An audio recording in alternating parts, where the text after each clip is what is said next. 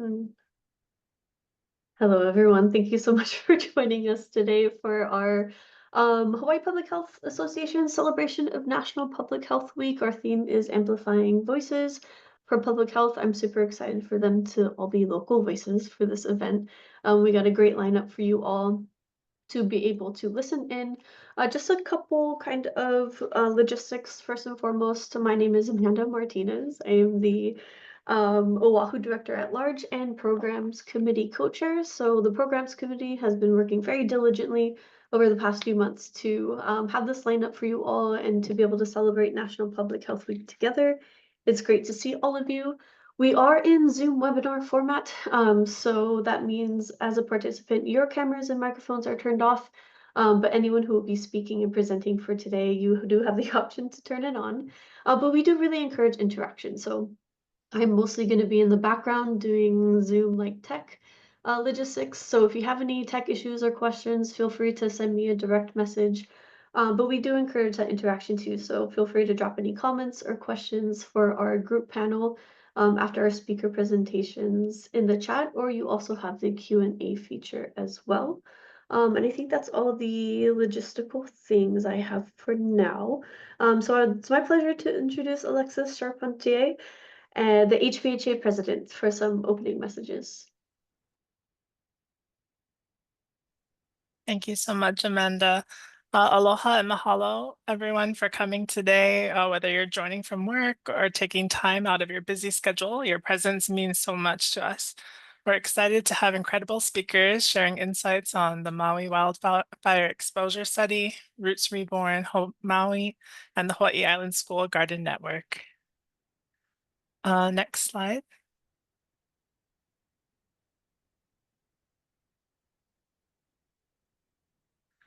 Governor Josh Green has officially declared April 7th through the 13th as Hawaii's National Public Health Week, and we'd like to extend our gratitude for his support in recognizing this week as Hawaii's National Public Health Week. Next slide. Our celebration today would not be possible without our event sponsors. Please help me in expressing our gratitude to, at the Kupuna level, Chaminade University of Honolulu, at the Keiki level, Hawaii Pacific University, Hawaii Public Health Workforce Catalyst Lab, Hawaii Friends of Restorative Justice, Kokua Kalihi Valley, Papaola Lakahi, Parents and Children Together, University of Hawaii at Manoa Thompson School of Social Work and Public Health, and Waikiki Health. Thank you all so much.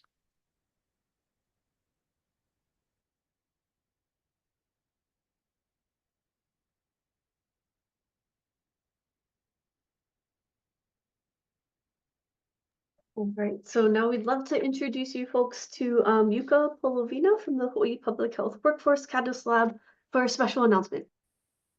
Aloha, everyone. Happy National Public Health Week. I'm a faculty member at the Public Health Department at UH Manoa. I'm also a team member of the Hawaii Public Health Workforce Catalyst Lab. And one of our many goals and ambitions of the Catalyst Lab is to amplify existing public health efforts and emphasize the significance of our workforce. So in celebration of National Public Health Week, we put together a photo contest. And you could see we have some of our winners here. We wanted to honor and celebrate the significance of public health because we love public health and because it matters today and always, really. And anyone living in Hawaii was eligible to participate, and we had 3 categories. We had a single submission, 3 photo submission, and a short video. And we had first, second, and third place winners for each category. Some of the contestants documented things like an understated social determinant of health, a service that changed the course of a community's health, and other instances that spoke volumes to a public health issue. Others also captured everyday activities of public health in action. And we plan to create a digital gallery for all of these on our website in the months to come. So I hope you can look forward to that. We also wanted to thank all those who participated, and congratulations to all of our winners. And I believe Fiona and Melissa might be in attendance here today. So congratulations to them, and mahalo to all of our judges. Thank you so much.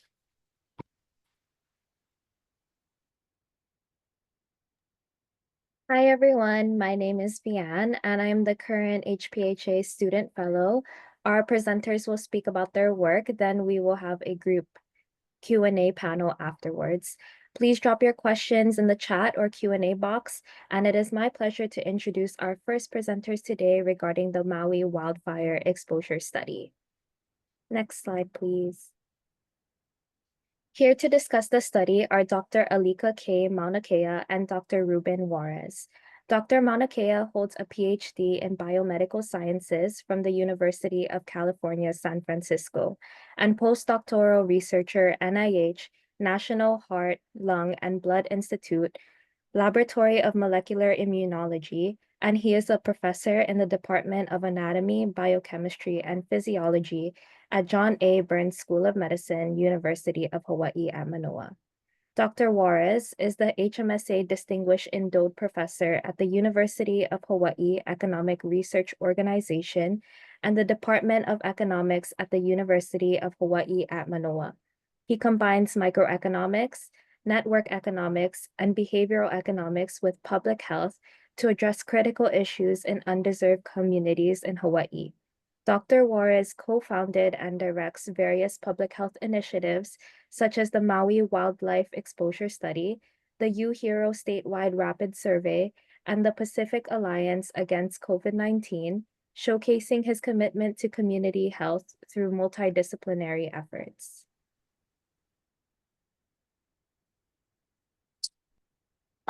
Thank you so much for having us and inviting us to this Public Health Week. So congratulations to everyone. So let me go ahead and share my slides, which I don't know, let's see over here. Okay, so are you guys able to see this? Excellent. So I'm going to be presenting about the Maui wildfire exposure study along with Dr. Mauna Kea. And before I start, I always want to ground people of why, public health is important during disasters. When housing, jobs, and food security are on the line for people, health is always sidelined. But unfortunately, this has serious public health consequences down the line. This increases pre-existing inequities in the communities, especially in vulnerable populations. And that's one of the things that we were trying to address with this Maui wildfire exposure study. I'm going to be showing you some of the results of the study, as well as showing you some of the impact that the study have had so far, as well as some of the steps that we are going to continue doing. And I'm not going to go over this because everyone knows what the impact of the disaster has been so far. But just to give you just like a quick background, this is the deadliest US fire in over a century. Over 100 lives were lost, more than 8,000 people were displaced, and more than $10 billion in damages. And to put it in contrast, during the LA fire, the death toll was about anything between 30 to 40 individuals. So this is 100 people who died. And one of the things that we were really concerned about this disaster is that this was really a collapse of an entire system from housing, health, and access to care. So this disaster didn't just destroy homes, but actually exposed deeply rooted inequities that must be addressed. And to do this, we created what we call the Maui Wildfire Exposure Study, which started as a grassroots effort to track the health and social impacts from the wildfires. This is a truly academic community partnership where we included people that have been supporting survivors from day one. We also have a scientific advisory board that allows to make sure that the evaluation and the health screenings are relevant to the community affected. We also have other partners who have been supporting us, including charitable partners such as the Hawaii Community Foundation, the State of Hawaii, Kaiser Permanente, as well as NIH. So the goal really is to respond to the community while generating actionable data for decision makers, as well as for the community and participants in the study. And to give you an idea of some of the data that we collect, is a comprehensive set of questionnaires that includes housing stability, demographics, food insecurity. We also collect biospecimens such as urine, saliva, blood, to examine stress response, inflammation, environmental toxicants. We also conduct a health exam on site that includes lung health, cardiovascular health, mental health, metabolic health. And to give you an idea, so far we have performed the study to over 2,000 individuals. And for more than half of these participants, this was their first screening since the wildfires. And we're taking 6 to 18 months post-wildfire. And to give you an idea of some of the main trends that we have found, this include mental and physical health issues, access to care, housing, job, and food insecurity. So the population that we have in the cohort is pretty diverse, as is the population of Lahaina and Maui in general.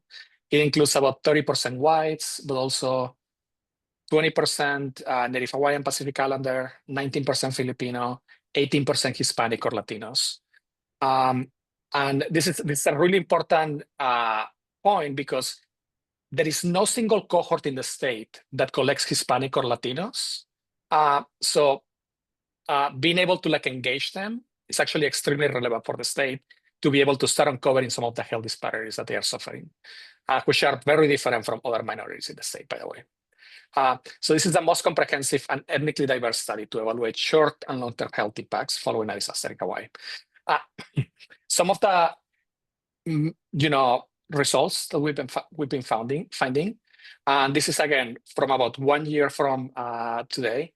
52% of participants show depressive symptoms, 19% show low self-esteem, 30% had moderate to severe anxiety, and about 4% had considered suicide in the past month. And again, so these are significant increases from the best data that we have, which is a comparable data from what we call the UHERO Rapid Survey. This is a longitudinal study that we've been following for many years, assessing statewide some of the prevalence of those outcomes. About 50% of participants reported worsened health since the fires, particularly among those with higher exposure to wildfire ash, debris, and smoke. And in fact, the typical symptoms that participants reported to us include respiratory problems, skin and eye irritation, headaches, dizziness and weakness, nausea and vomiting, chest pain, and fast heartbeats. And what we are seeing is that those with frequent exposure to wildfire debris, ash, and smoke are reporting higher frequency of those symptoms. About 74% of participants face a heightened risk of cardiovascular disease due to high blood pressure. Up to 60% may suffer for poor lung health, with about 40% of them with mild to severe lung obstruction.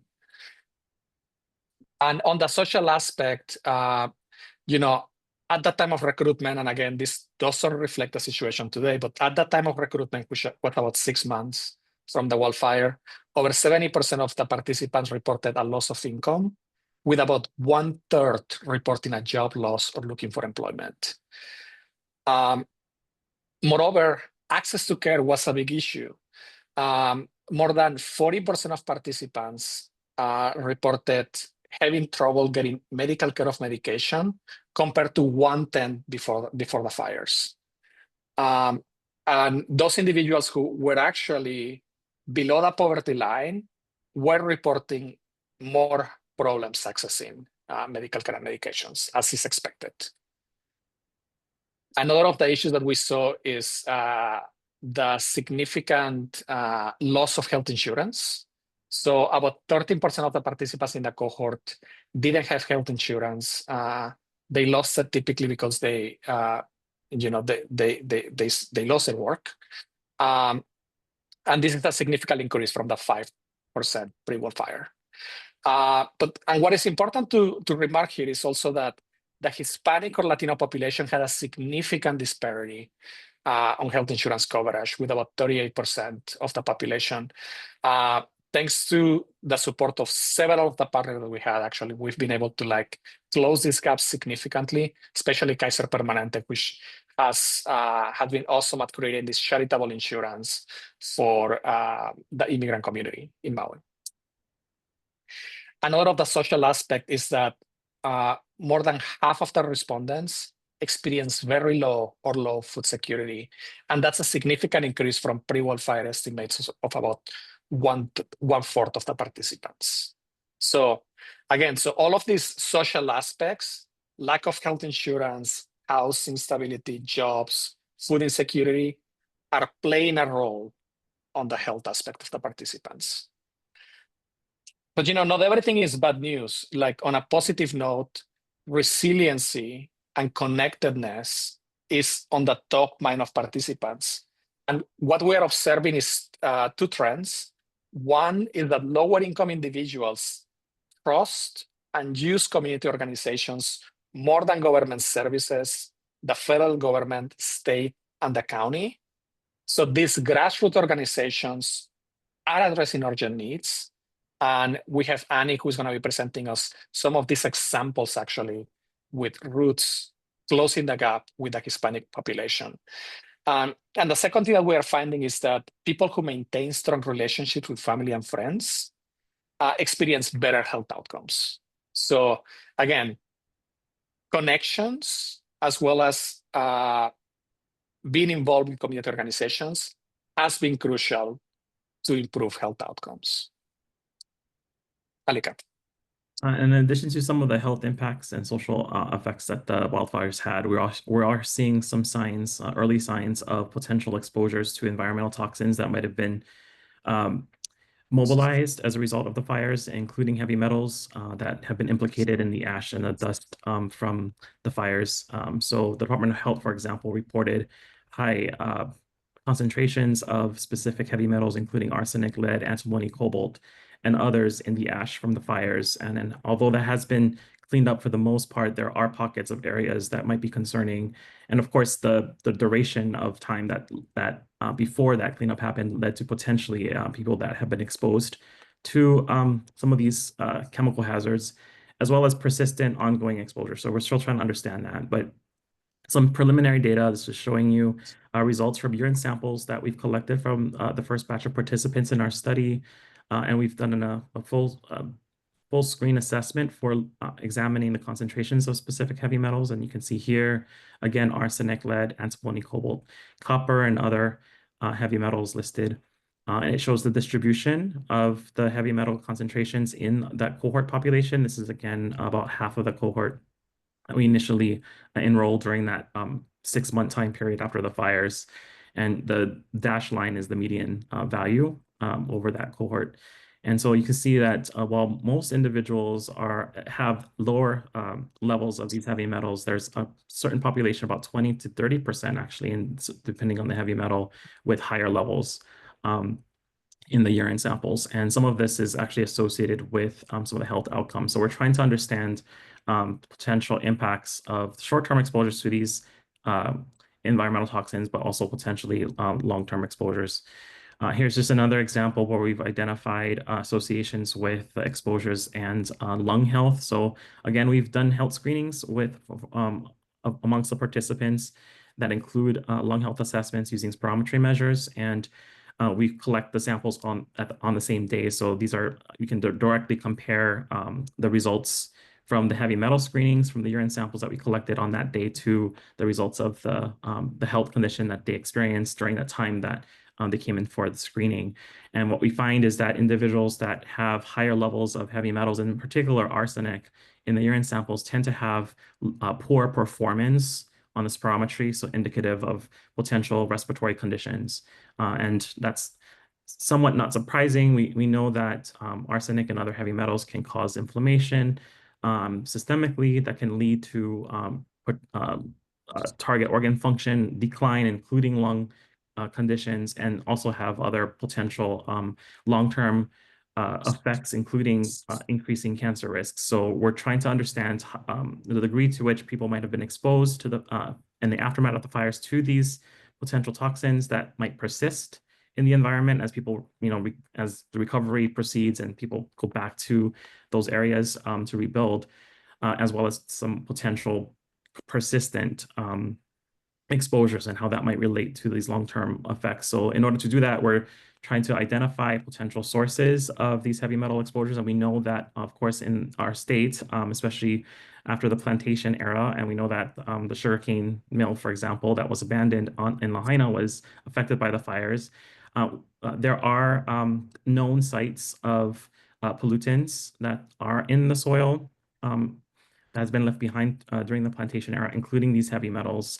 And so that could be a potential source that was mobilized as a result of the fires that people might be exposed to. And again, this is just a one-time snapshot of what that could look like, at least in that population that we have so far, but we're continuing to explore the changes over time, how people might be exposed to these chemical contaminants, but also identify potential sources of that so that we can mitigate the problem, not only as a result from the fires, but because of these legacy pollutants statewide. And again, just showing the agricultural maps that have been zoned to indicate potential areas of contaminants. And I guess one of the main sort of public health challenges that remain addressed in our state is the degree to which these legacy pollutants might have on the health of our population statewide. And there's very little effort that we are currently aware of that looks at the combination of these exposures and how that relates to some of the health disparities that we see in our community. So that's another direction that we're taking now as a result of the study. Ruben? Yeah, and some of the impacts actually that the project have had on the participants, right? Is our goal is really for them to like go and take care of their health, especially like go and follow up with their provider once they come to our study. And what we are seeing is that more than 40% actually follow up with their provider, which was really nice to see. This is a 6-month follow-up after participants came to the study. They also had a lifestyle change, improving diet, exercise, smoking cessation for some of them, as well as in terms of like mental health, more than 16% actually access mental health services after they came to the study. So that's really nice to see. So there is tons of things that we are doing. Actually, we just finalized in January the screening of 2,000 individuals. And now we're doing yearly follow-ups. So far, we have about 500 participants who have came back. And then we're just going to be looking at like, how has their health changed, since the last time that they came. So we're looking forward to like start analyzing this data. We're trying to like, as much as we can, go and disseminate some of the outcomes of the study. So we had a community dissemination event with more than 1,000 people at UH Maui College, where we were able to like not only disseminate the findings, but also connect with organizations and resources available in the community for them. We also had a workshop with experts from other registries and communities and decision makers to be able to like inform us on how to sustainably create what we call a health registry in Hawaii, to be able to like follow up with these participants on a continuous basis. Not only those who came to Maui West, but also those who haven't participated yet. And all the presentations are available online.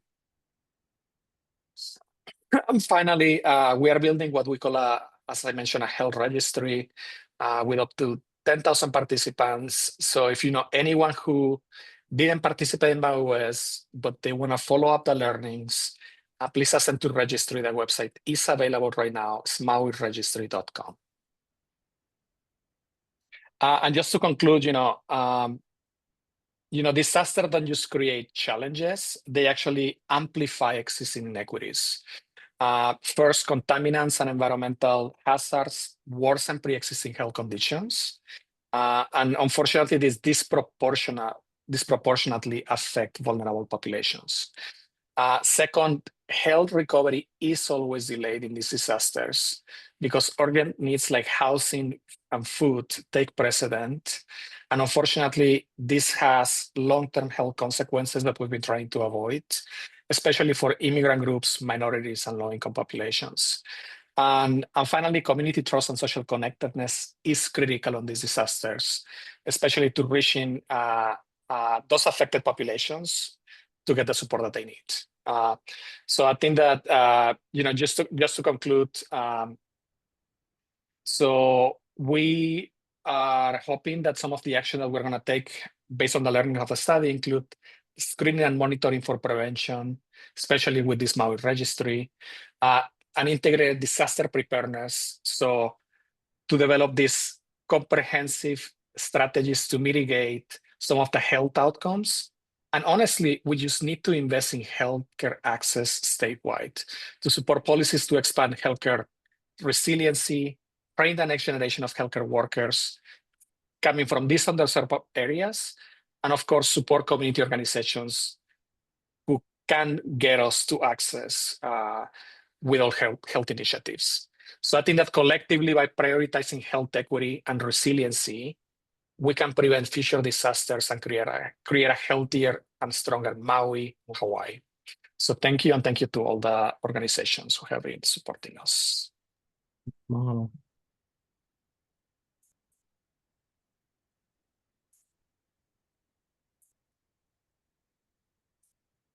Thank you, Dr. Mauna Kea and Dr. Juarez. It is my pleasure to introduce our next speaker, Annie Alvarez.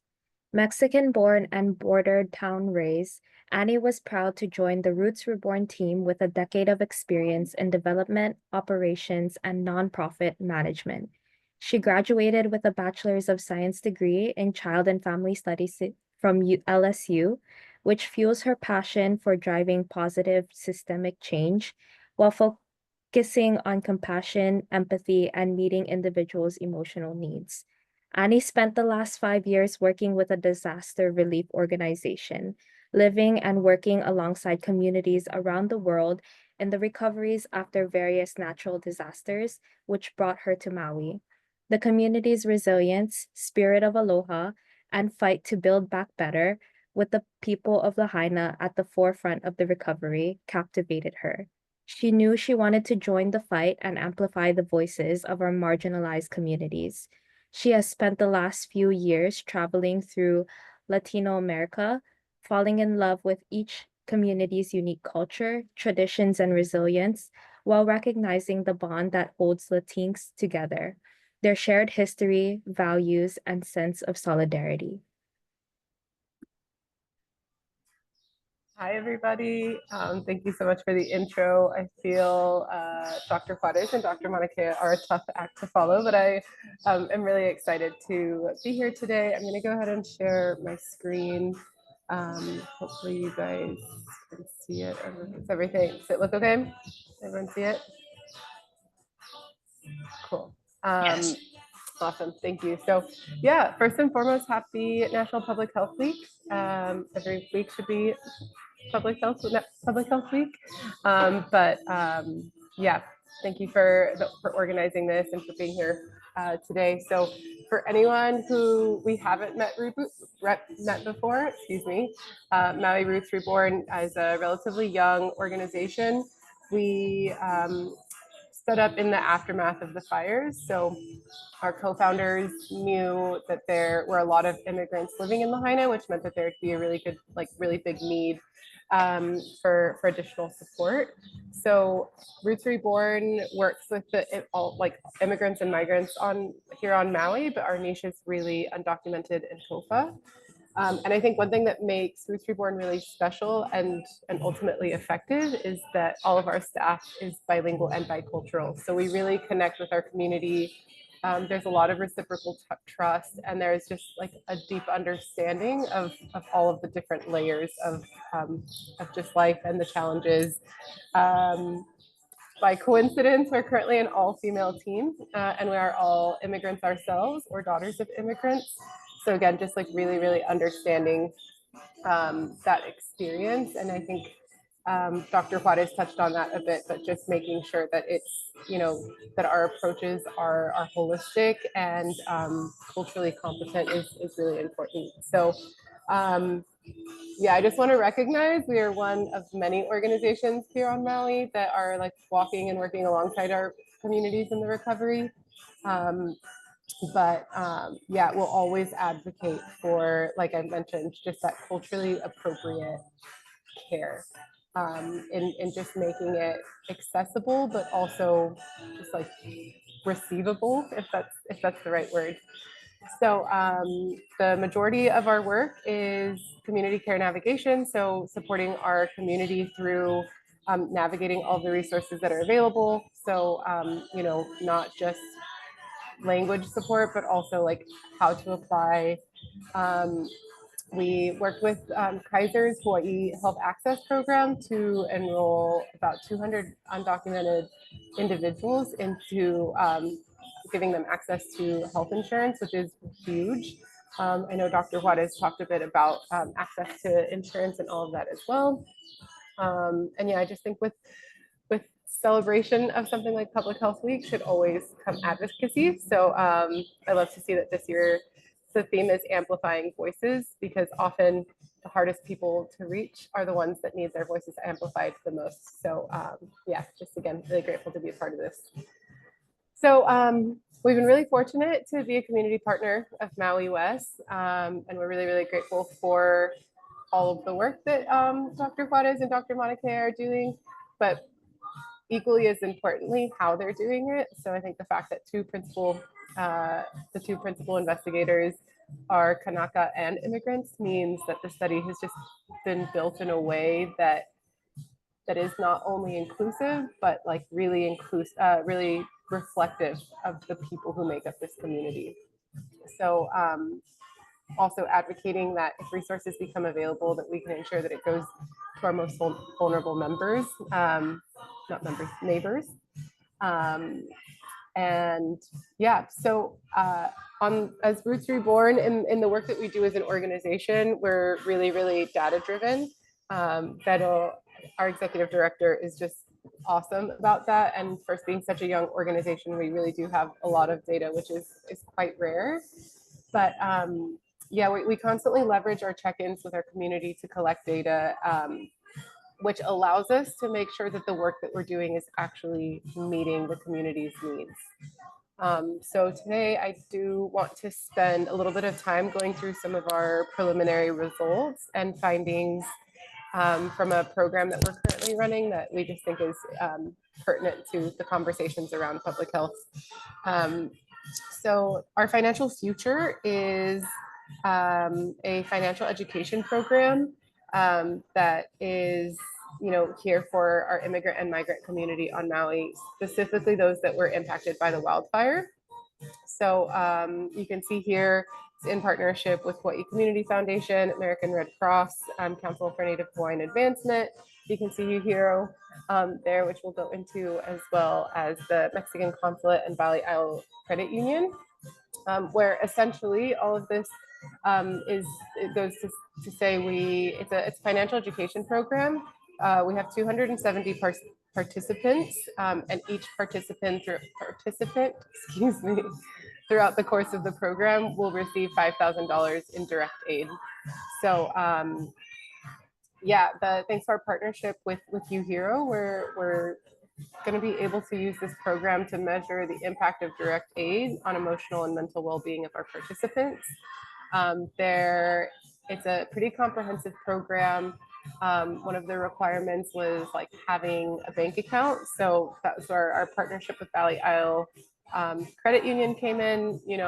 We accounted for over $2.4 million in cash that were lost in the fires because most people were unbanked. So all of their savings were in cash, which was burned in the fire. So making sure people have access to safe banking. There's the financial education workshop, and then this component of understanding the emotional and mental well-being of our participants. So we'll just kind of jump into the data. This is what is one thing that you believe would help you feel whole and support your recovery? You can see the vast majority of people did answer safe and stable housing. As Dr. Juarez mentioned, while counseling and therapy is a bit further down the line, our interpretation of that is that mental health is just like not top of mind, because a lot of our clients like don't know where they're going to be, like where are they going to be sleeping next month. So it's hard for that to be if you're given one answer, it's hard to kind of put that at the top of mind.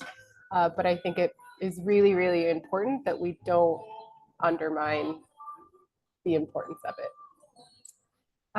And really, like, this inference comes from the way in which we've seen our community just really open up in their intake process. So phase one of the program was this like extensive intake where obviously the questions that we're going to go through are some of them, but just asking a variety of questions around like mental and emotional well-being, social connectedness, all of these things. And what our team, our community care navigators, who are the ones that were leading the intakes and having the conversations with our clients, they were really surprised at how much our community opened up about what they were going through, specifically with the men. A large portion of the participants are Hispanic, and in Hispanic culture, men typically don't open up about their feelings and how, what's going on. And it just felt like they were honest, and then they were sharing what was going on, which I just think is really, really, again, goes back to that importance of that like culturally competent approach and that connection to the clients. We also know that our community is reporting that they don't have access to mental health resources. So there are language specific, there are providers that offer language specific services, and we are so grateful for them. But as we can see, there are still gaps. And one of the greatest barriers I also just realized I'm not presenting in presenter mode, but I think we've gone too far. So hopefully you guys can see all of the information okay. But as you can see, we know that our community is also reporting that they that language is the biggest barrier to healthcare. And so we've known this from our work over the last year and a half and navigating resources in general, but now we have the data to support this. Here, the question is, how often do you worry about meeting basic needs?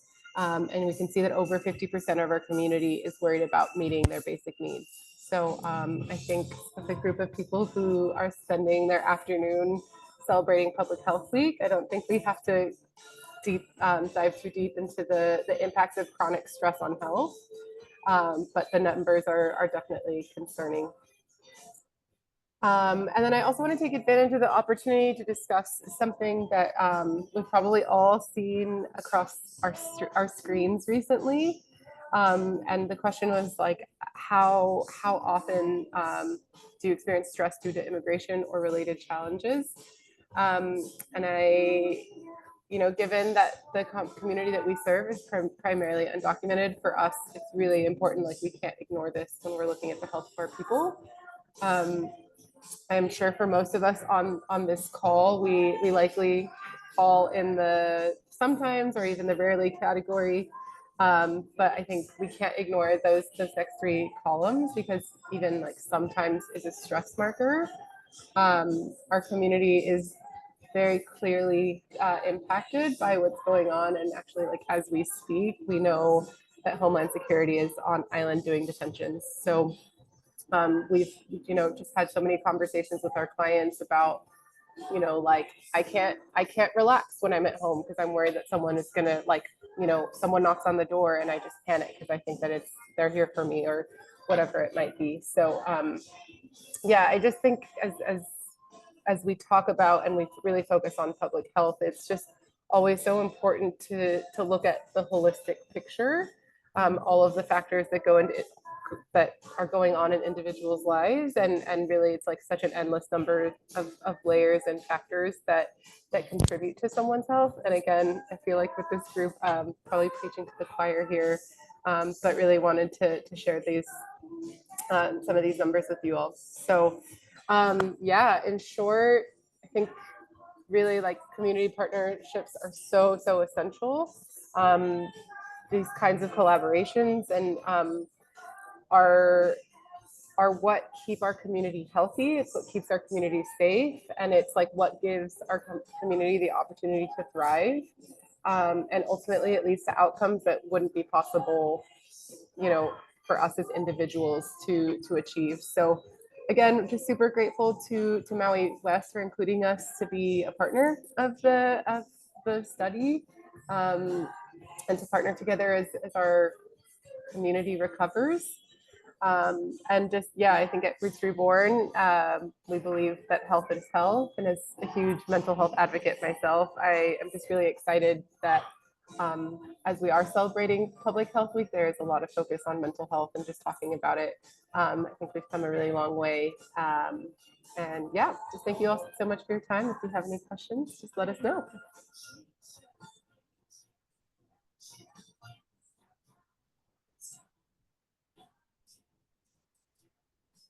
Thank you, Annie. It is my pleasure to introduce our third speaker, Jeanette Soon Lutz, PhD, born on Oahu and raised in Ko'olopoko, where she developed a deep love for the lands and waters of her ancestors. With their guidance, Jeanette navigated college education abroad and eventually found her way back home.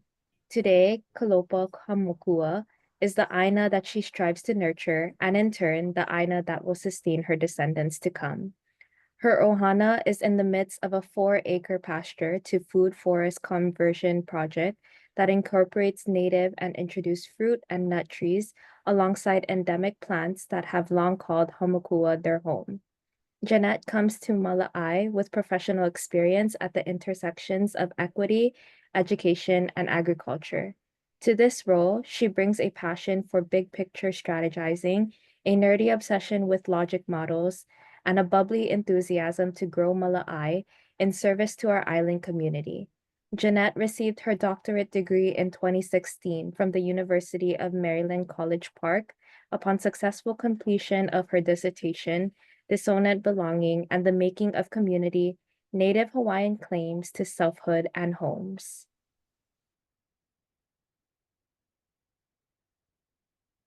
Mahalo for that introduction. Okay, let me share my slideshow. Well, I want to start first actually with a mahalo to our former speakers, because as they were sharing, my first thought was, you know, it's going to be such a big shift when we hop from Maui to Hawaii Island, from Lahaina to Waimea. And then I kind of sat and thought about this Olelo No'eau that I put as a title, Iola Oi, Iola Makone. And the meaning of that Olelo No'eau is gesturing at our interdependence and the way that my health is connected to your health. And that got me really inspired because I realized we're from different places, but we're talking about the same things. And so even though part of this feels like a shift, it's really not. We're speaking towards the same things, just in different languages and different paths.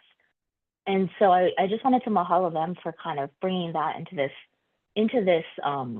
week and setting the stage for thinking about gardening and garden education and being outdoors as somewhere in the constellation of our shared work.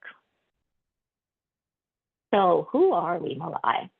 So about 20 years ago, a local physician in Waimea, her name's Michelle Suber, she and a bunch of community members got together with this shared concern of rising preventable diseases among our most vulnerable populations. And together they kind of began thinking about, okay, so what do we do? And she really brings that public health, social determinants of health perspective to her practice. And what they came up with was this idea that school gardens, and specifically a school garden at Wyoming Middle School, was going to be a critical way to address what they were seeing in health outcomes for different resident populations of Waimea. And, 20 years goes by in the blink of an eye when you're talking about Aina. And so we've kind of shifted and grown, and I'll talk about those things. But who we are today is very much grounded in that work. And our vision is a Hawaii island where all residents are empowered to lead meaningful lives through good stewardship of themselves, their families, their community, and our shared island home. Our mission is to cultivate connections between people, land, culture, and food through school gardens. And we do this by engaging teachers and students in Aina-centered experiential learning to nurture all learners in body, mind, and spirit. So we have two primary programs, and the first of which is the culinary garden at Waimea Middle School. And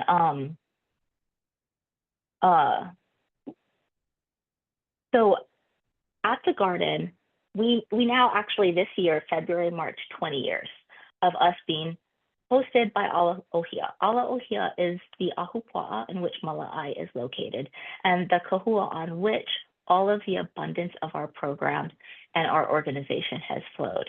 And in those 20 years, those initial pictures, you see this sort of like open pasture land, which in Waimea, that's not endemic to our place. Open pasture land and nothing else. And those groundbreaking photos, everyone's full of joy and hope. And then you walk into that space today and it's transformed into this place of abundance that includes not just food crops for people, but also the endemic crops of our place, so that these plants are intermingling. And what's, I think, especially amazing about having reached our 20-year mark is that we now are welcoming the second generation of students. So the children of the community members that we're seeing a rise in preventable diseases, their children are now coming to Waimea Middle School and getting to engage with Aina in the same space that their parents did. And so that's a pretty amazing milestone for us. And okay, so this is still Mala'ai, the culinary garden. And it's just a little glimpse into the way that we approach wellness and recognizing that wellness, it's not just you and I, it's connected with land as well. So Aina wellness is very much a part of what we do. And so on the right, I think maybe I'll go right to left. These are all from this year.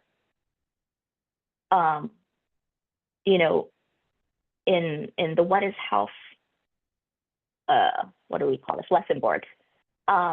We really are teaching our students that health is holistic, that it's not just physical, but that it also integrates these other components. And, very relevant for our work with school gardens is the bottom right, where building connection with Aina is a very integral part of what we're actively working on in the gardens. And then as we move our way from right to left, you sort of see that, okay, we teach them what is health from a human perspective, but also health, humans and plants aren't that different. We have similar needs, and that not only is the health between people interconnected, but our health as people is interconnected with Aina and the place that we call home. And then even further to the left, she's getting really down into the nitty-gritties of what does Aina health look like if you're looking in a very sciencey kind of way. And so soil health, and it was really hard, honestly, to choose a lesson board. I texted her as I was trying to find the picture, because it's really, truly amazing the depth that she's able to take our students in exploring the health of Aina in her lessons. And so this one is soil health and talks about capturing carbon and all of that amazing stuff, right? And so this is what we are able to achieve at Mala'ai in our culinary garden for the students of Waimea Middle School. But that's not it, right? Because at 20 years old, our garden, it's really amazing and it's lush and it's abundant. But we've also learned that that is not the norm for our gardens on our island. Because at Waimea Middle School, we have this lovely partnership between Moloai and the middle school in which we mutually support each other. And as a nonprofit, we have the flexibility that other school gardens don't have. Biggest one is that we have staff around in the summertime that can water the plants. And so instead of growing weeds, we're actually growing, corn and intentionally doing cover crops, and the garden gets care. And other things that we found as we've gotten to know our island-wide gardens are that there are huge challenges around access to resources. So plant material, fertilizers, gloves, stuff for the kids to be able to get their hands in the dirt with. There's also a really big need for teachers to understand how to teach in outdoor settings and to network with other educators who are invested in doing the same thing. Because I think, and I do think I am speaking to the choir in this, I think that we all just sort of like intimately understand the way that student learning transforms when you move from four walls to the outdoors. When they get to play around and actually experience what they're being taught, that changes the whole lesson and the whole learning process. So we do recognize that there are many challenges, and what we've done at Moloai is we're trying to address some of those challenges, however modestly as we can. One of the big things that we're really excited about this year is that we are partnering with the County of Hawaii to deliver school garden work days for selected schools across the island. And, remember I was saying, like, most schools don't have someone watering and tending to the garden over the summer. Well, the garden work day is a way for us to channel resources into that garden in August so that those gardens can then, engage the community and become ready for student learning come late August, early September. To sort of address the needs of our garden educators, we are doing mocha meetups. That's just a fun way, right? Our island's huge. It's so hard to go from Waimea to Puna. So what we're doing is we're creating networks in each moku. So a moku meetup is just a time for garden educators to come for a pauhana, talk, hey, what are you guys doing for this? How do you address this pest issue? How do you do your compost pile? And really just be able to share knowledge and resources with each other. And then a newer thing that we're getting on, and this is a little bit out of that original zone, is we're also starting to support work-based learning initiatives across the island, particularly around the agricultural pathways, so that those students whose passion is ignited for engagement with Aina, whether that is growing food for people or natural resource conservation, or taking the product of that labor and transforming it through culinary arts, that those students have articulated pathways into careers that can be fulfilling for them.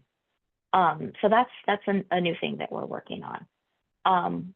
But that's not it. We're super excited to also share that we have recently launched our Kekumu Uluwehi mentorship and professional development program for teachers. And so this is really the culmination. It's the legacy of work that was started early on by a small cohort of really passionate garden educators. Nancy Redfeather, Ko-Ming Wei, Amanda Ryu, and Wendy Baker. Wendy actually is right here in this smaller picture. She's the one in the orange shirt. And she's our board president, so give her a little round of applause. So Kekumu Uluwehi is the legacy of Kuaina Pa. Kuaina Pa trained a generation of garden educators.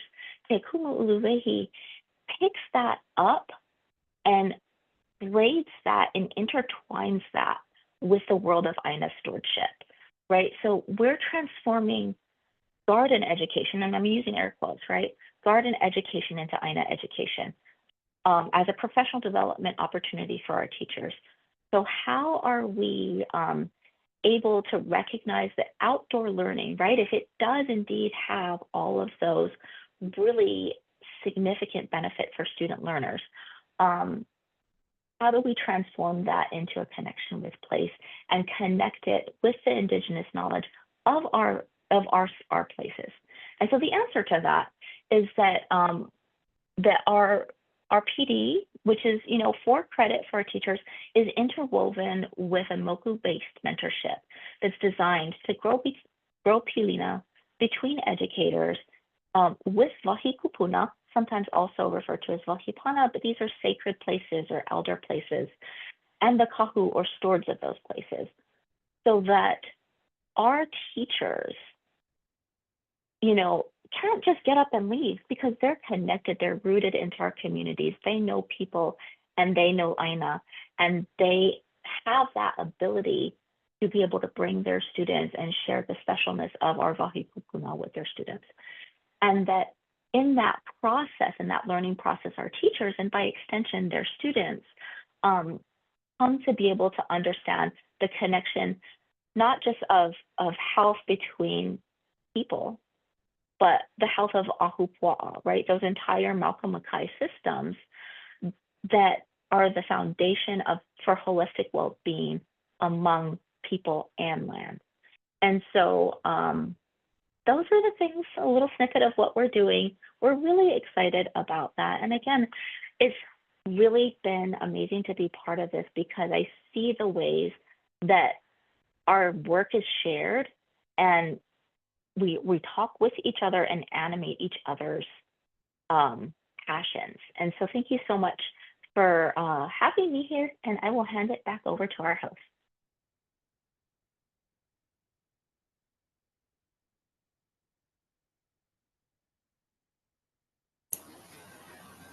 Hi, everyone. I think it's my turn. I want to thank Jeanette for speaking. My name is Vicky. I want to thank Dr. Mauna Kea, Dr. Juarez, Annie, our wonderful panelists today. I am going to be moderating our Q&A section. I am one of the Neighbor Island directors at large, and I just wanted to remind everyone before we move on to the Q&A. The panelists, their presentations will be shared after the program is completed. So don't worry if there's more information on those slides that you wanted to see or you went through the slides too fast. You will get a copy of those. Today, I wanted to start with Annie. There's so much that goes into what you do. And why I want to find out about the misconceptions around the communities that you serve, or maybe the process of how you serve these communities. What do you find when you're addressing these the communities that you serve, Annie? Yeah, so I am fairly new to Roots Reborn. I've been there a little over 2 months. So I wish there was someone else that could speak to this a little bit better. But like I mentioned, I think the fact that we are all immigrants or children of immigrants ourselves, it just totally affects the way that you can connect with someone, right? And it's never about like us versus them. It's just like you get it differently. A lot of our team, almost all of our community care navigators are fire survivors themselves. And so they know the community. They're like, that's where they grew up. They know how to navigate the resources because they've had to navigate it themselves. I also think, if you all haven't met Veto yet, she's awesome and you should. She's our executive director. But I think that the leadership that she brings and the way that she leads is like, we're very grounded when we are, educating our community on what's going on. HSI is the Homeland Security Investigations Department that's on Maui right now. And when, you know, we were pushing it out there, who it is, you know, we're not using these like formal big words and it's very like digestible. And for someone who doesn't know what's going on and what to expect, you're not adding the layer of like, okay, I'm scared, I don't know this information, and I have to like try to figure out what they're trying to tell me. It's like, no, just make it accessible. And I don't know if that really answers your question.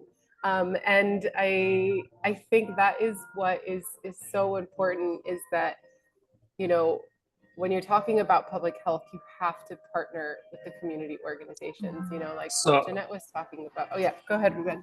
Annie, I'm going to complement your question because I've been working with you guys for the last year and a half or so. And oh my gosh, Perfect. I think that Thank you. what you guys bring to the table, right, is really that trust that is necessary to be able to engage this minority population that have been completely underserved. Okay, like how is it possible? And let me just be honest. How is it possible that 1 week into the disaster, we at the Hispanic Chamber of Commerce, I'm the board member, right, are getting phone calls from the Department of Health and Red Cross telling us that they are completely puzzled why they are getting so many requests from Spanish speakers in Maui who have been affected by the disaster. Like, it's a population that is 11% of the state population. But everything is so Honolulu-centric, where the services are tailored to the population that is in Honolulu, whereas the other islands is where we have a large population of Hispanics, right? It's actually closer to 14% when you start counting the undocumented population. And this is not something that has been taken into account by not only the state, but by insurance companies, by decision makers. So this is the type of things that, I mean, it's amazing, right? What Roots actually was able to bring into the table, which is bridging basically the trust into this community that has been underserved for the last 30, 40 years that have been in Hawaii at a large numbers. And then the second thing is that's where, you know, they've been shining. I mean, not only to translate materials, but they translate trust. They show up to neighborhoods, speak the language, listen to what their concerns are. And they actually have become the bridge between Maui West and the immigrant community, not only Hispanics, by the way, but also some of the Pacific Islanders. And because of them, I mean, we are reaching families that otherwise would have never stepped into a clinic or a registry, not only for a study, but even to get health access. So I can overstate how important it is that they are not just doing outreach, but they are really building the foundation of trust that will shape how health and disaster response reach immigrant communities in Hawaii for the next years to come, now that everyone is aware that 11% of the population is Hispanic in the state. Well, thank you both for that wonderful answer. And Dr. Juarez, since I have you on the line, and Dr. Mauna Kea, feel free to jump in too. I want to learn more about how you folks, or what you folks have learned from working with these types of collaborations between the residents and the leaders in the community and the healthcare providers, and your research work. Like, what is the big picture look like as far as the collaboration is concerned? What are one, maybe two lessons that you've learned from this? All right, yeah, I'll take that first, and then Ruby can chime in.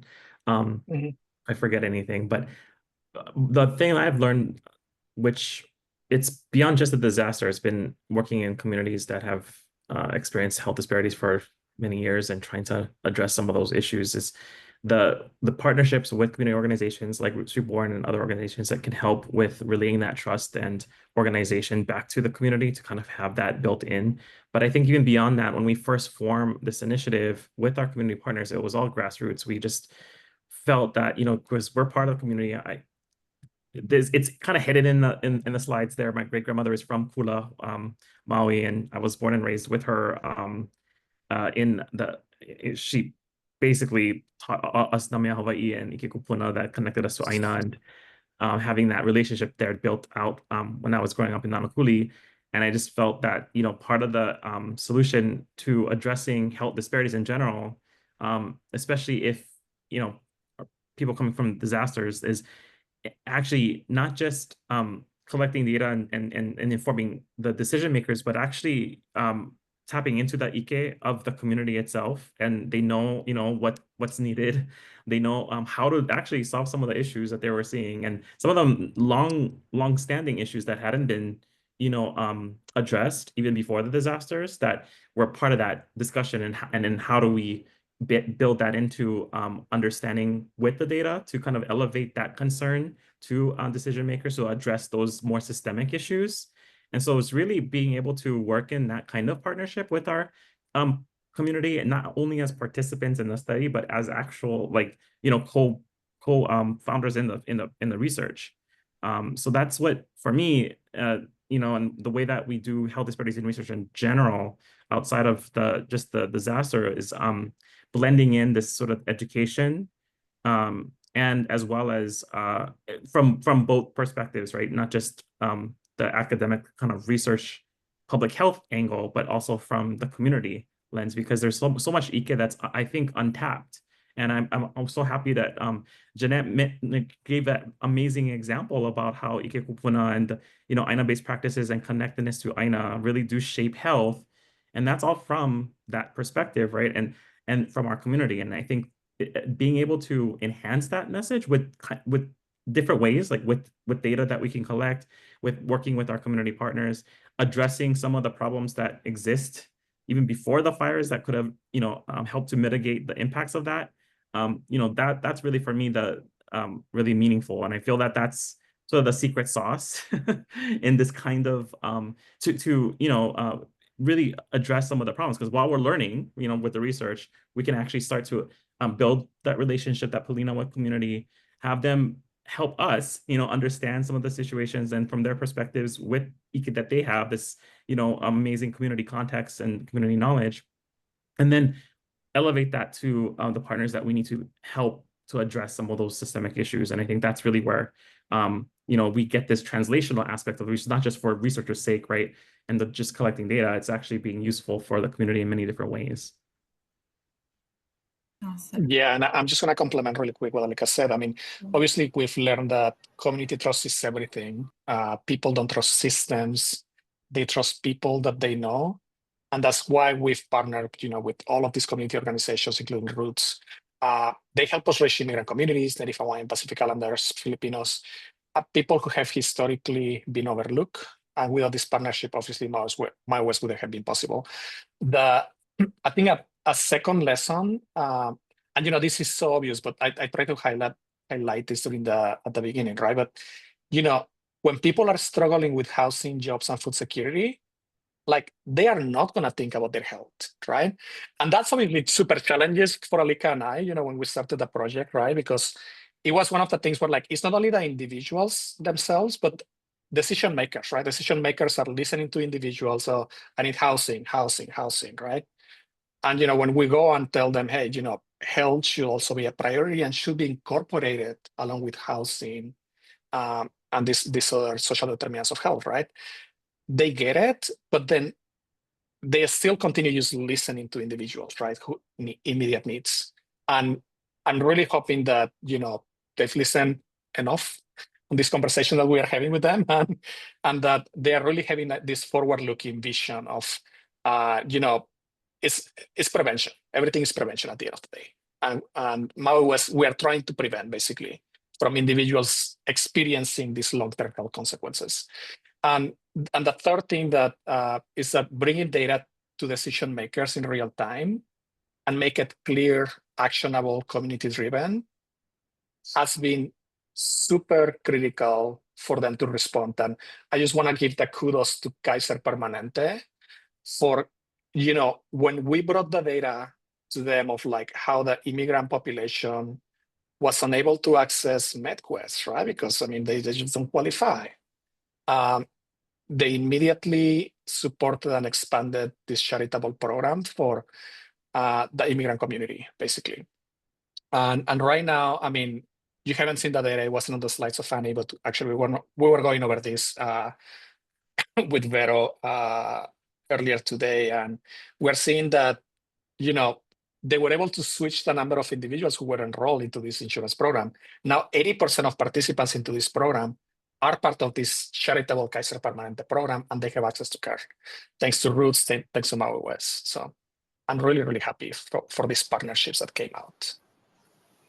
Yeah, it sounds like these partnerships are just going to be something that helps, as you were saying, Dr. Juarez, to grow the trust with the community internally, so that, again, as Jeanette was saying in her presentation, if the land is healthy, then we can be healthy. So we're growing the health with our INA, we're growing our health within ourselves. And that is a beautiful place to be.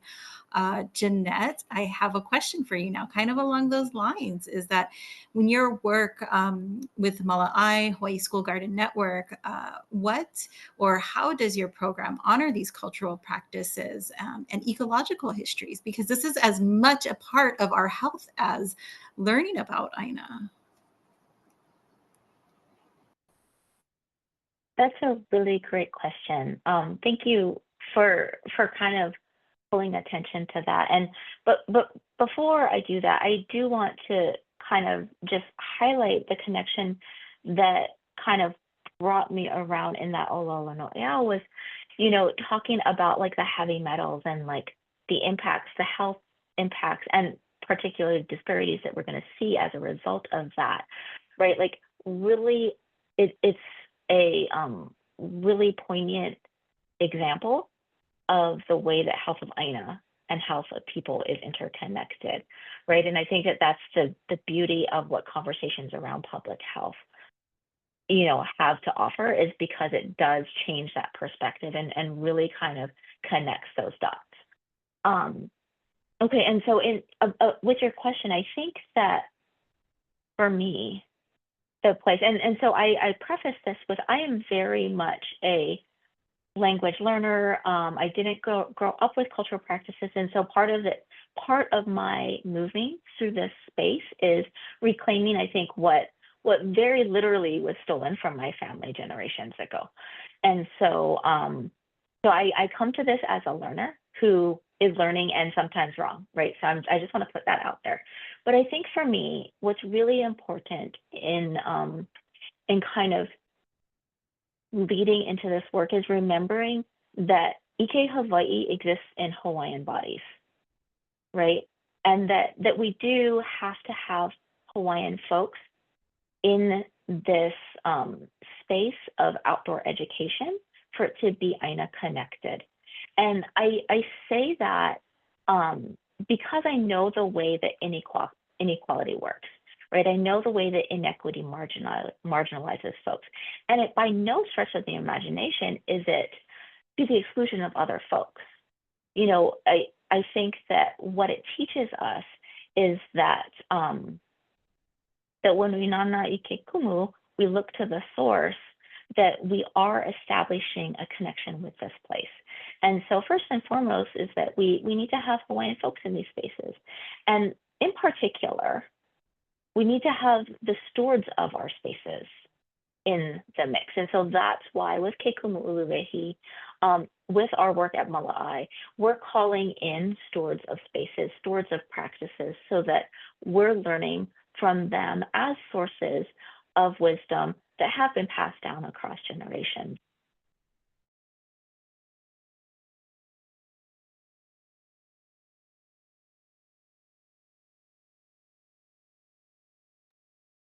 Jeanette, I think your volume.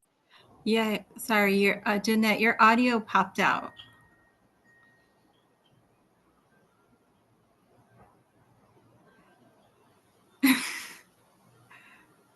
Well, we'll let you sort out your audio, and then do any of the other panelists have anything to add what Jeanette was saying?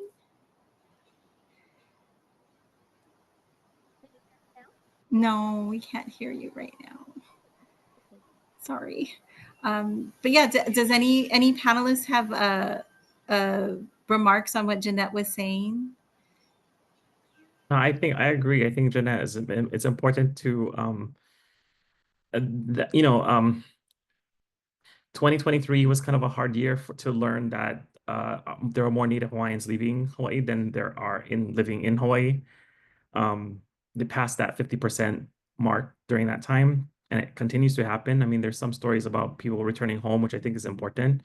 I work on a building at the University of Manoa. It's named after Isabella Abbott, who was one of the first Native Hawaiian researchers. I don't know if you guys remember her. They call her the Limu Lady.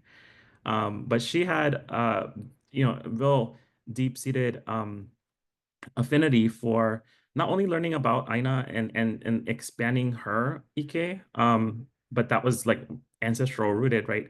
But she also felt that Eha, when she saw that there was a lot of people leaving Kanaka, leaving the state, and she felt that we're part of that ecosystem of Aina, to be healthy, our to and connected to Aina, to have Aina to be healthy, our people need to be with Aina. So, to see that exodus, felt that there was a disruption in the environment that was harming us, right? And our health was impacted negatively. So I think that, yeah, Jeanette's on point. Like the we really do need to see that more and more now, is that connected to Aina, and to make other people in other communities aware of that too, and they have affinities in those areas. But I think especially for us, we're more sensitive, culturally sensitive to that kind of awareness. And as a researcher myself and trying to connect the dots, like we're the the I think the one of the motivations for me is really to kind of share that a lot of the things that we're working on to understand how health and wellness is this holistic picture comes from that cultural perspective. It's the traditional Native Hawaiian perspective on health. It's that Nahua, the sort of holistic aspect that brings us together with environment, and that whole societal views and values were meant to have that balance, and to thrive for us in sort of the public health space. The Aina has to also thrive, and so we see that now with data that's coming out from these kinds of studies. But there's many examples of that, and I do think that's the path forward. Really, is just tap back into that Ike, and create programs like Janet explained, and getting our youth to understand and appreciate that, so that they can come back and serve the community in a similar way, and heal with the Aina alongside of it. That is such an important part of my process as understanding who I am as Kanaka as well. Thank you so much, Dr. Mauna Kea, for providing that bridge. Jeanette, can we check your audio once more and see if we can get you? Can you hear me? Yes, wonderful, awesome. The breezes have been blowing very hard in Hamakua today. You don't have to explain. That's why I missed our rehearsal, because the Hiko. So Hiko on the Big Island, if it's too windy, they just turn the power off without telling anyone. Yeah, it's just how it is, country living. Yep. Sorry for that divergence. But one of the questions that I have for any of the panelists as we're wrapping up, and feel free to jump in one after another, but your organizations are so amazing, because the work that you're doing, the research that you're doing, the communities that you're serving, the education that you're providing, all of this takes a lot of different types of collaboration and organizational efforts. And I just wanted to find out, what are you looking forward to as you move into the future with this development, with these new relationships? And yeah, anyone can jump in on this one. Whoever unmutes first. I'll take them. Go for it. Okay, so partnerships are amazing. They're amazing and challenging, because and by the we in this, I do specifically mean nonprofit sector. Though I think that it's relevant. Like, we're not taught that cooperation works out for us, right? And so I think when I worked in DC, there was this term, our organizations were frenemies, but that's not the term. But like this idea that like we play nice, but only like a little bit. And I don't abide by that. I fundamentally agree that abundance comes when we work together. And so what I'm most excited about around partnerships is finding that alignment and that right resonance so that we can amplify each other's work, right? So it's not, our work is not to the detriment of others' work, but rather that we're lifting all va'a at the same time. And that, so in one breath, I can say fundamentally for our island in the direction that we're taking Aina education and garden education has to have Hawaiians. I also fundamentally know that all boats are going to come with me. And so it's finding that connection and amplifying it. And in that amplification, we can build something amazing. And I think that that's what I remember. And my brain's going in too many directions to name all of the amazing work that Kikumu has brought in, because quite literally we're going to 24 wahi kupuna that are stored by different kupuna and kahu and kia'i and organizations. And that is brilliance in the making. And that's brilliance at this place. Okay, that's me. I'll pass. I'm just gonna say that, I'm super inspired by not only the organizations, the community leaders who have helped us, but those who are here today. I mean, Jeanette, your work is amazing. So yeah, looking forward to partner as well. But everyone is the heartbeat of the work, right, in their community. And what I'm most excited is about building these relationships and new relationships, past relationships, not just collaboration, but really co-creators of lasting resiliency. I think these complex problems like wildfires, displacements, health inequities, they just cannot be solved in silos. They require interdisciplinary approaches from economics, public health, medicine, environmental sciences, all working together, with the goal of improving communities. So I think, Maui West is a proof that when we combine science with lived experiences, we bring community voices to the center, and we're not just recovering, but we are really reimagining what's possible. So, I think we're just rebuilding. And we have to rebuild in a way that is stronger, smarter, more equitably. And I really cannot wait to see what's in front of us and in the next 5 to 10 years. Thank you so much. Annie, Dr. Mauna Kea, do you have any closing remarks? We have about 2 minutes left for our panel session. Oh, I'll just look just briefly. Yeah, I kind of echo the sentiments already discussed about like the challenges, but also sort of the outlook for the future. And coming through with disaster research, like from what happened to Maui, but also from the pandemic, we've helped a lot with the COVID-19 response and other disasters that we've experienced. But what I find really inspiring is that in our community, we're really resilient. We've been through it before, not just from this, recent, even modern history, but even from past. And so we can come out of it again. But what I find that's really inspiring is that we typically do that in a stronger way. And so I think that's what's going to happen here in the aftermath of Maui and all the other chaos that's happening even right now, is that we have solutions already that's inspired by Ike Kupuna that have like these deep, knowledge that's been passed on to us. Tapping back into it is a key. But when chaos happens and when the world is filled with these kinds of things that do inevitably happen, I think for some reason we get stronger in terms of that pilina coming together and creating these types of interdisciplinary, sector approaches. That's because rooted in our Ike already. That's sort of a natural understanding of how the world is, especially in an island, state. So I think it's really important for us to kind of consider that although there's a lot of challenges ahead, we know how to do the work that we need to do to address these issues. But I think that we draw from that strength in that pilina in order to enhance those impacts that we'd like to see and get our lahui back to thriving and becoming more resilient as as part of that process. And I kind of feel that if any place can do it, it's us, right? That could do that. So mahalo for the opportunity for us to share this and have this conversation today. Thank you. Annie, give it a 30-second because we do need to wrap up really quick.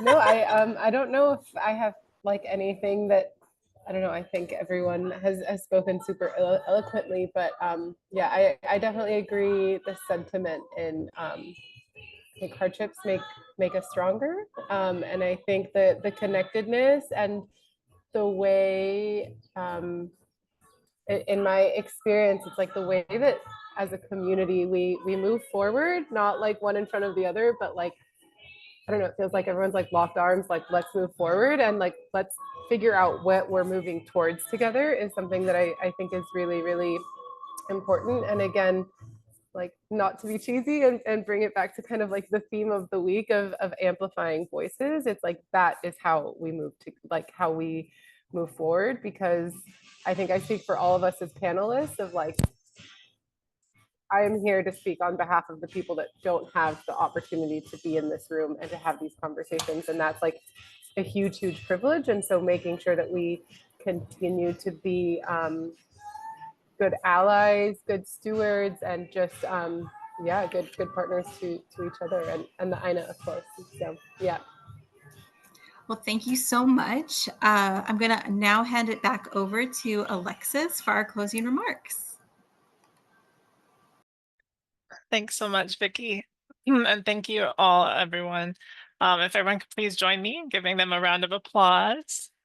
Mahalo nui loa again to all of you for joining us, for your attention and engagement throughout today's inspiring presentations.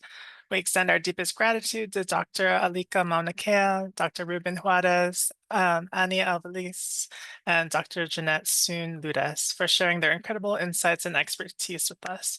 Your dedication to advancing public health is truly uplifting and a testament to the power of collaboration and innovation. Your work reminds us of the critical role we each play in supporting healthier, more resilient communities. You have inspired us to continue our collective journey toward addressing pressing public health challenges and opportunities. Next slide, please. Before we go, we would like to again extend our thanks to HPHA's organizational members who support the association throughout the year. Please help me in expressing our gratitude to Mental Health America of Hawaii, UHA Health Insurance, Chaminade University of Honolulu, Hawaii Pacific University, Parents and Children Together, Every Town for Gun Safety, University of Hawaii at Manoa, Thompson School of Social Work and Public Health, University of Hawaii West Oahu, Hawaii Public Health Institute, Papa'ololokahi, Waikiki Health, HMSA, Hawaii Academy of Physician Assistants, Hawaii Young Healthcare Professionals, and Walden University. Next slide, please. And finally, thank you again to our event sponsors who made today's presentation possible. Chaminade University of Honolulu, Hawaii Pacific University, Hawaii Public Health Workforce Catalyst Lab, Hawaii Friends of Restorative Justice, Kokua Kalihi Valley, Papa'ololokahi, Parents and Children Together, University of Hawaii at Manoa, Thompson School of Social Work and Public Health, and Waikiki Health. Again, happy National Public Health Week to all. Let's carry this energy forward as we celebrate, elevate, and strengthen public health together. Aloha and have a wonderful rest of your week. Bye.